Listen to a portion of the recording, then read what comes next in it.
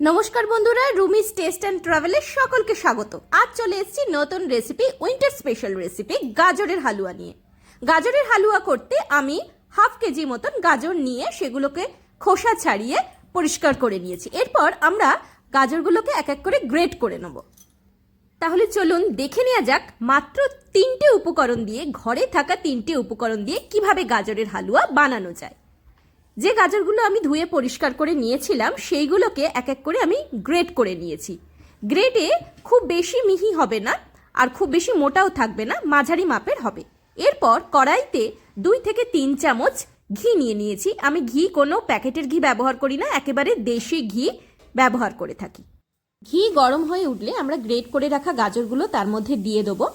গাজর ততক্ষণই নাড়তে থাকবেন যতক্ষণ গাজরের মধ্যে যে কাঁচা ভাবটা বা গন্ধটা না চলে যাচ্ছে, ততক্ষণ আপনারা আঁচটাকে একেবারেই কমিয়ে দিয়ে ক্রমাগত নাড়তে থাকবেন, যাতে কড়াইয়ের তলার দিকে এই গাজরের অংশটা লেগে না যায়। সেই জন্য আঁচ একেবারেই কমিয়ে দেবেন। গরম ঘিয়ের মধ্যে গ্রেট করে রাখা গাজরগুলো নাড়ার বেশ কিছুক্ষণ পরে, 3 থেকে 4 মিনিট পরে, আমি এখানে 3 চামচ মতন সুগার দিয়ে দিয়েছি, পাউডার সুগার দিয়েছি। আপনারা চাইলে এমনি সুগারও দিতে পারেন।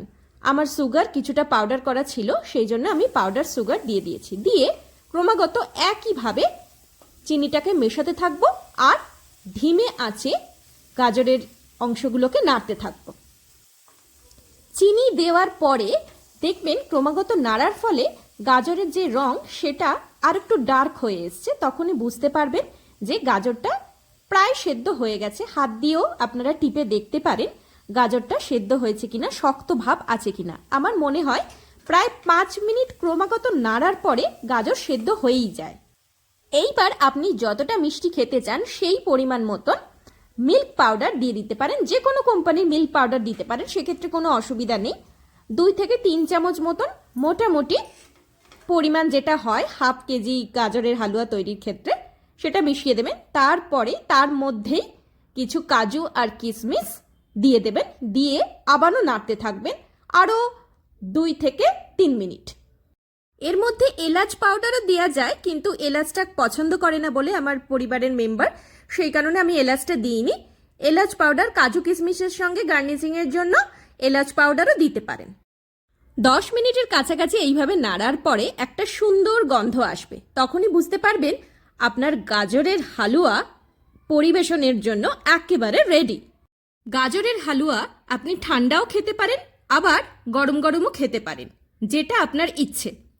গাজর এমনিতে ভেজিটেবল হিসেবে আমার বাড়ির কেউই পছন্দ করে না, তাই উইন্টার এলে আমি গাজরের এরকম পায়েস তৈরি করে দিই, একেবারে কয়েক মিনিটের মধ্যে হাপিস হয়ে যায়।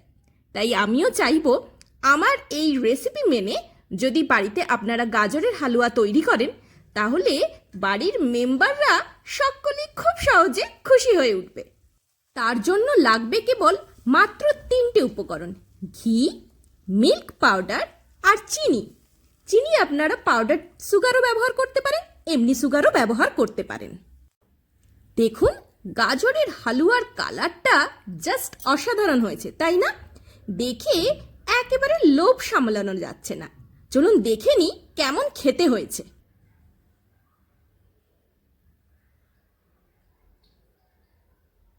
Just yummy, tasty and healthy. নিজের রান্না বলে বলছি না, আমার দেওয়া রেসিপির উপকরণগুলো আপনারাও ফলো করলে এমনই জিভে জল আর খুশিতে মন ভরে উঠবে। 100% guarantee. Try it and please subscribe my channel, Rumi's Taste and Travels. Bye bye.